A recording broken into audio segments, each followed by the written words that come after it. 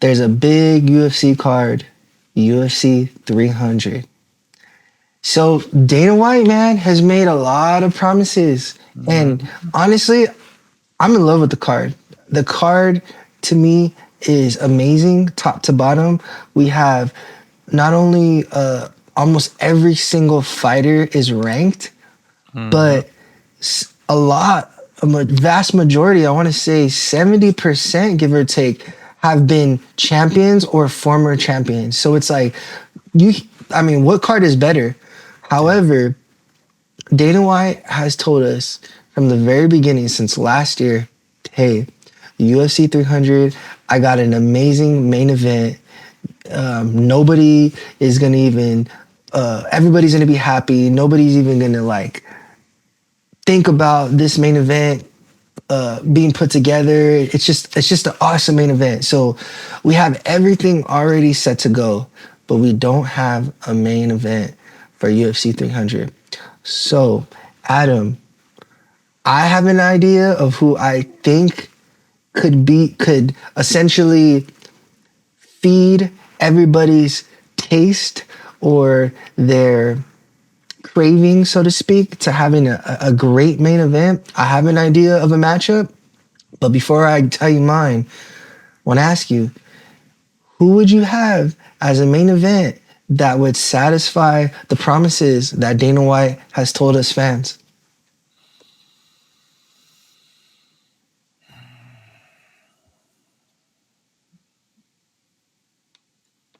There's one that there was a dream one, but it unfortunately couldn't happen.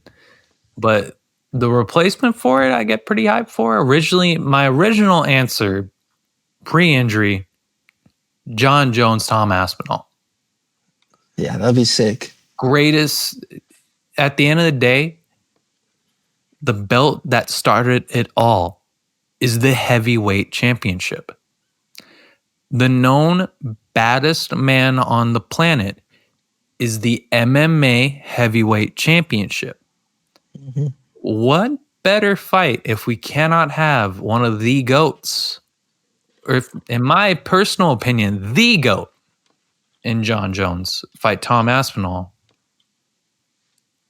You have arguably one of the greatest former heavyweight champions of all time in Stipe Miocic's take on a guy who has the potential to also go on to be one of the greatest heavyweight champions for the UFC. To fight and unify his title is Tom Aspinall versus Stipe Miocic. That is the first one that came to my mind, that if you were going to celebrate 300 events, 30 years of blood, sweat, tears, you have to put the title that started it all at the main event and unify the heavyweight title against the future of the heavyweight division and a man who represents one of the greatest eras in the UFC heavyweight history to unify the title that started it all. You know what, Adam? I'm not even gonna lie. You put that beautifully, bro. Honestly, I'm hyped now. I want to see that fight. To be quite honest with you, the unfortunate, probably truth of the matter is, I don't think that fight happens, bro. Mm-hmm. I think Stipe is gonna wait out and really want to fight Jones. I mean, at the end of the day, if you look at it from Stipe's point of view, him fighting Tom Aspinall, it doesn't really add much to his legacy as much as fighting John Jones and beating him. Yeah. The consensus greatest fighter of all time. I mean, GOAT of MMA. And for John Jones, the same thing, injury or not.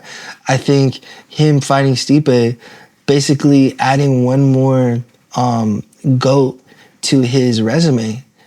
I mean, maybe Tom Aspinall will be a GOAT eventually in his own right, but as of right now, he's just a young up-and-comer. So I think, I don't think you see that fight. I don't think that has an opportunity. I don't think that's something that is high likely to happen. A fight though that I think may have some legs. May have some legs. Yeah, Now, you're not a pipe dreamer like I am. You know, I'm I aware mean, this heavyweight I, fight's a pipe dream. I mean, I'm a little bit of a pipe dreamer. We'll see. You tell me when I tell you who my main event is, what you think about it. So I'm going with a little bit smaller guys, non-championship fight, but guys that were supposed to fight actually at UFC 200, but unfortunately wasn't able to happen.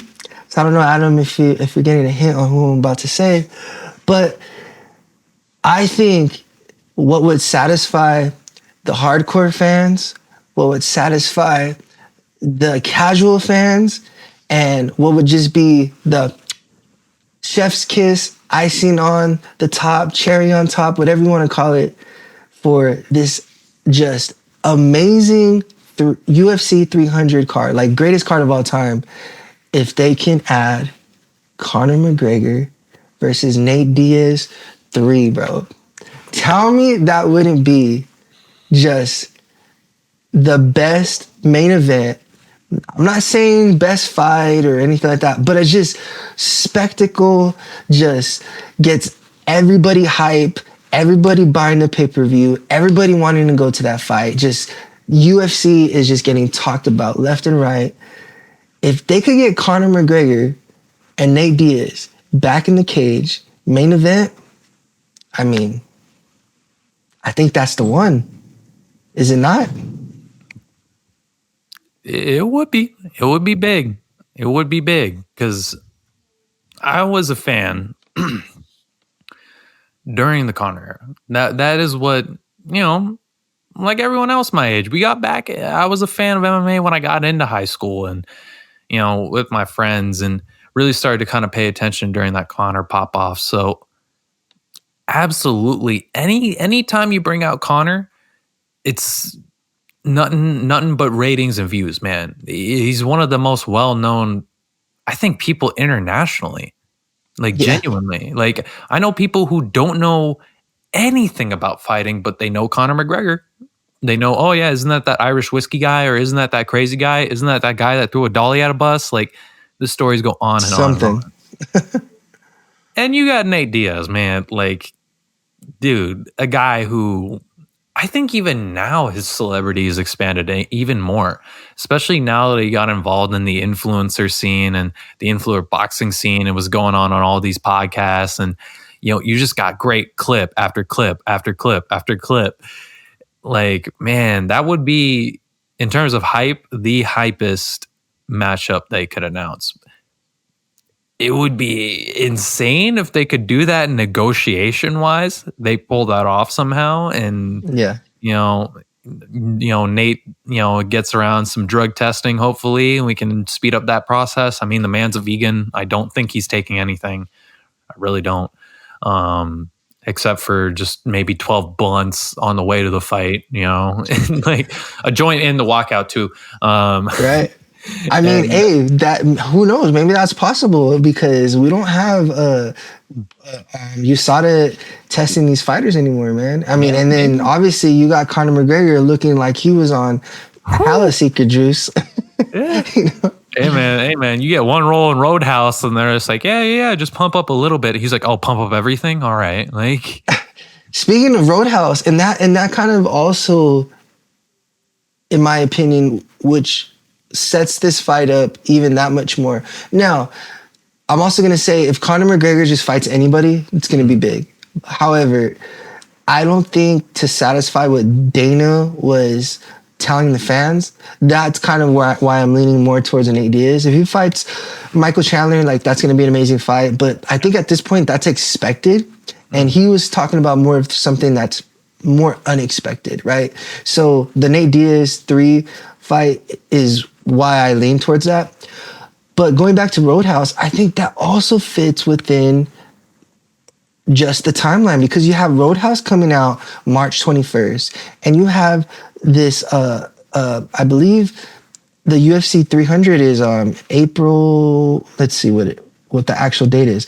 But point being is, it's gonna be less than a month away after Conor just made his acting debut. So everybody's already going to be buzzing about Conor. And then we have potentially him being the main event at UFC 300. I mean, how can you not, man? I know they're probably having some negotiation issues with Conor right now. I believe there's a rumor out saying that he is on his last 2 fights of his contract. So I'm sure that's why I'd imagine, there hasn't. I'd imagine Yeah, Nate man. would be the more difficult one, being the free agent.